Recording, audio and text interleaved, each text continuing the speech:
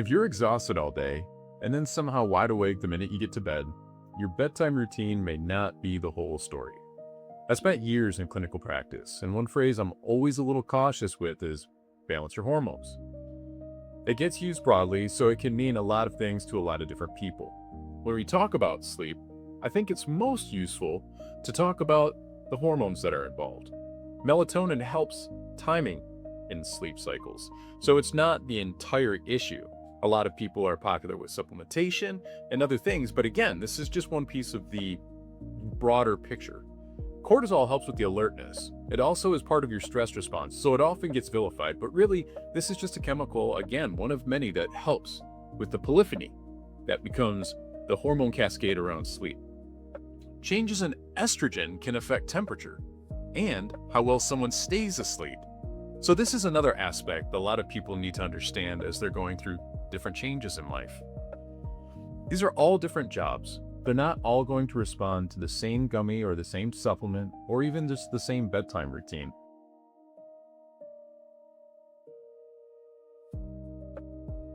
Let's start with the hormone most people are already talking about. Melatonin. It's not really the knockout switch. It's more of a timing signal that helps tell your body when nighttime's coming. Light has a major influence on that signal. Think about what a normal day looks like. So you wake up, if you stay inside or you go to your computer or you're working under artificial light, these are all things that are going to impact melatonin. Then you probably get done with work, you spend some time in front of the television or back to the laptop, most likely the phone. From the body's perspective, the morning and night may not look very different. Before immediately reaching for melatonin supplement, I'd start by making those signals a little bit sharper. So what you want to do is you want to get outside as early as you possibly can. As the sun's rising really is the best time. Take your coffee outside, spend a few minutes looking at the sun, not directly of course. Take the dog for a walk. If your kids are up, however you want to, manage your day, these are kind of some of the things that you can help just to get those signals moving to the brain better. Even just standing on the porch in the driveway for a few minutes, those things can really help. And then in the evening, you can turn down some of the lamps. Red light helps. There's blue light everywhere, so people are wearing blue blocker glasses. Just even simple things like taking the phone and moving it farther away from your face. Trying to wake up at roughly the same time each day, going to bed around the same time each day, developing that proper sleep hygiene. All of these things are going to help create a better sleep environment and more reproducibility for you to control the larger sleep cycles. Supplements can help. Melatonin can be helpful in specific situations, especially if the sleep timing seems to have been shifted with travel or time change for those folks that are kind of moving around the country or even the globe. But it doesn't mean that more is better. And melatonin's not going to solve every situation.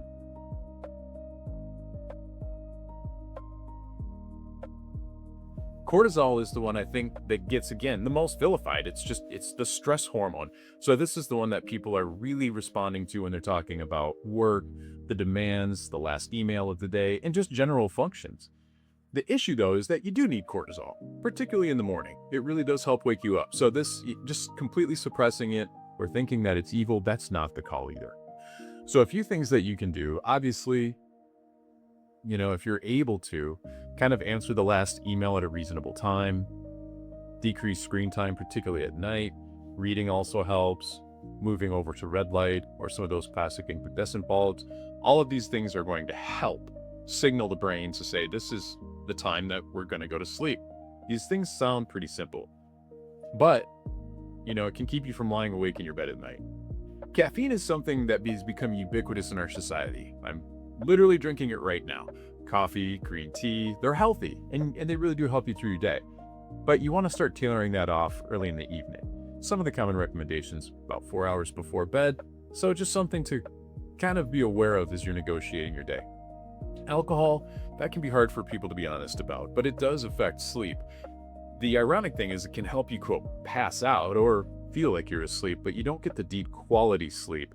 It doesn't allow the brain to really recover the way it needs to. So caffeine and alcohol seem to be, jokingly kind of a baton handoff for a lot of folks, but this is something we want to make sure that we're incorporating into the awareness around our sleep routine. So of course, having a little bit less caffeine making that early in the day, cutting down on cocktails, all those things are also going to help.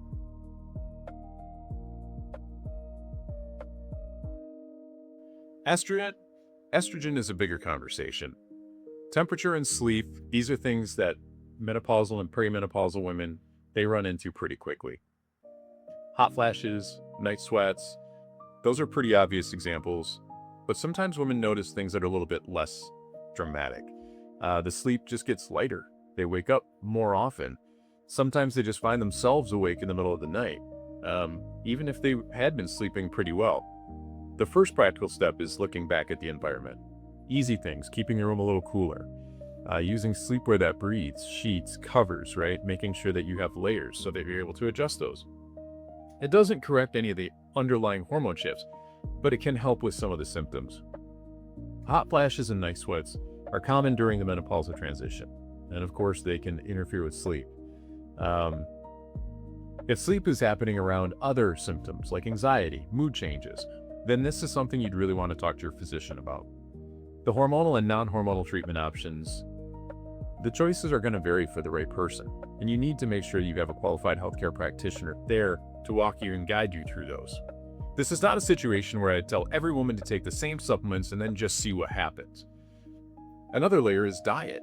Diet has a big role. I wouldn't describe any particular single food, as something to help balance your hormone care, but the practical applications are a little more boring. Again, we go back to the caffeine. We go back to the alcohol. You want to make sure that you have your largest meal at a reasonable time in the day. Earlier is better. When you have it late, your body spends a lot of energy trying to move that food through digestion. This is going to impact what you're experiencing in the bedroom. You also want to keep that environment cool, dark, quiet, blackout shades. None of these are dramatic or new, but they are part of the larger spectrum, and a lot of people do overlook them. It's easy to start shopping for supplements online at night before checking the basics, whether the room is the right temperature, whether you have the right sleeping apparel, and whether you've set yourself up for success when it comes to sleep.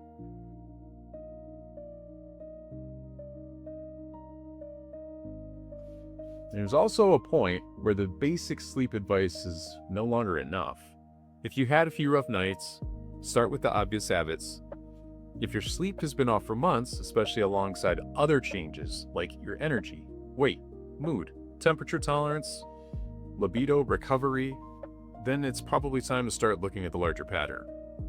The same applies if you're snoring loudly or waking up gasping, getting morning headaches or struggling to stay awake during the day. Those are all symptoms that call for a primary care evaluation, and ideally with a sleep specialist. This isn't just a bedtime supplement issue. For ongoing insomnia, cognitive behavioral therapy for insomnia, called CBT-I, has been shown demonstratively to be a real treatment option. It goes beyond general sleep hygiene tips and addresses the behaviors and thought patterns that can sometimes keep insomnia going. It's recommended as a first-line treatment for chronic insomnia. For someone who has already worked on the obvious habits and still wants a broader look at what may be connected, that's where LifeForce might fit. LifeForce is a membership-based health and longevity program that combines biomarker testing, clinician review, health coaching, and a personalized health plan. Members can test more than 50 biomarkers and then review those results with a clinician rather than simply receiving a page with numbers and being left to interpret that alone. The point is that not one single lab result explains every single bad night of sleep. Persistent sleep changes may be showing up alongside other patterns we've already discussed. That can work with sex hormones, thyroid function, metabolic health, nutrient and other markers. Looking at those areas together can provide more context than just guessing at the symptoms or trying to take supplements alone. The coaching piece is another element that provides a lot of value to LifeForce, because knowing something may be off does not automatically tell you what to do at the beginning of the week and what you're going to do as you're experiencing some of the sleep issues throughout your regular work week. Schedule, stress, travel, meal changes, exercise, alcohol, and caffeine all have to fit into real life. LifeForce isn't a replacement for primary care, nor a sleep specialist. It's complementary support for someone who wants more visibility into their health data. They can get clinician interpretation, they can get health training recommendations into realistic sleep changes. My main takeaway is that hormones can affect sleep, but balance your hormones is not a complete plan. Start with the basics and make the signals clearer. Get light earlier in the day. Remove caffeine earlier in the day. Create a real stopping point for your work. Make the bedroom cooler, darker, and quieter. Then pay attention to whether stress, hormonal changes, or other symptoms are showing up alongside the sleep problem. If your sleep has been consistently poor for months, that is when it makes sense to stop guessing and start asking better questions.